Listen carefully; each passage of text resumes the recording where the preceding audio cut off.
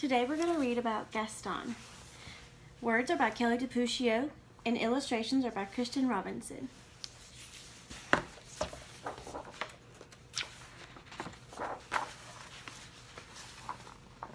Mrs. Poodle admired her new puppies, Fifi, Fufu, Oolala, and Gaston. Would you like to see them again? Fifi, Fufu, Oolala, and Gaston. Perfectly precious, aren't they? Mrs. Poodle thought so too. The puppies grew, as puppies do. They were no bigger than teacups. The fourth, however, continued to grow and grow until he was the size of a teapot. Do you see which one's different? Mrs. Poodle took pride in teaching her puppies how to be proper pooches. They were taught to sip, never slobber. Good.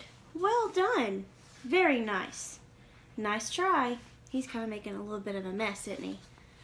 They were taught to yip, never yap. Yip, yip, yip. Roof!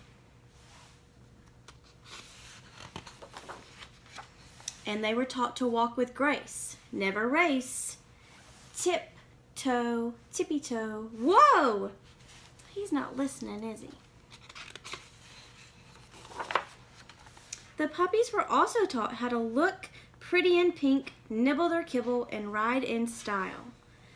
Whatever the lesson, Gaston always worked the hardest, practiced the longest, and smiled the biggest. He has a pretty big smile, doesn't he?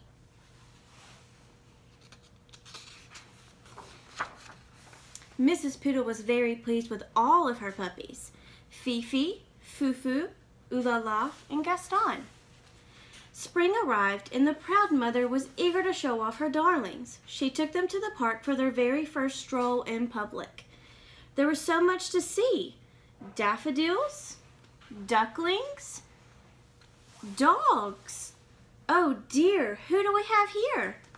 Rocky, Ricky, Bruno, and Antoinette. Would you like to see them again? Rocky, Ricky, Bruno, and Antoinette. Something looks a little different here, didn't they? This was more than a little awkward. The mother sized up the pups. The pups sized up one another. It seems there's been a terrible mistake, Mrs. Bulldog said, breaking the silence. Oui, Mrs. Poodle agreed sadly. Whatever shall we do? Mrs. Bulldog could not come up with an answer. I guess we'll let them decide, she replied at last. Can you spot the difference in each line? Something doesn't match up here.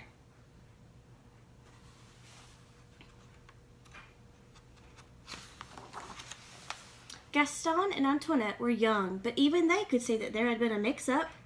The two puppies began to circle around and around the group. Gaston walked with grace. Antoinette raced. Gaston yipped. Antoinette yapped. And when they finally came to a stop, the puppies had traded places. There, that looked right. It just didn't feel right. That evening, Antoinette tried to fit in with her new sisters, but she didn't like anything proper, precious, or pink. Phooey! On the other side of town, Gaston tried to fit in with his new brothers, but he didn't like anything brutish, or brawny, or brown. Ick! Antoinette and Gaston weren't the only ones who were having a hard time adjusting. I bet their moms really missed them about right now. The next morning, Mrs. Poodle forgot all about being proper and raced back to the park. Mrs. Bulldog was already there, waiting with her Bruley brood. It seems we've made a terrible mistake, she nearly shouted. Oui, Mrs. Poodle agreed happily. This time, Gaston and Antoinette wasted no time trading places. There, that looked right, and it felt right, too.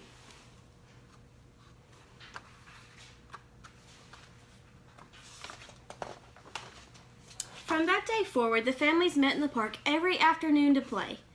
Rocky, Ricky, Bruno, and Antoinette taught the poodle puppies a thing or two about being tough. What game do you think they're playing over there? Likewise, Fifi, Fufu, Ooh La La, and Gaston taught the bulldog puppies a thing or two about being tender. What do puppy dogs usually do when they see a squirrel outside?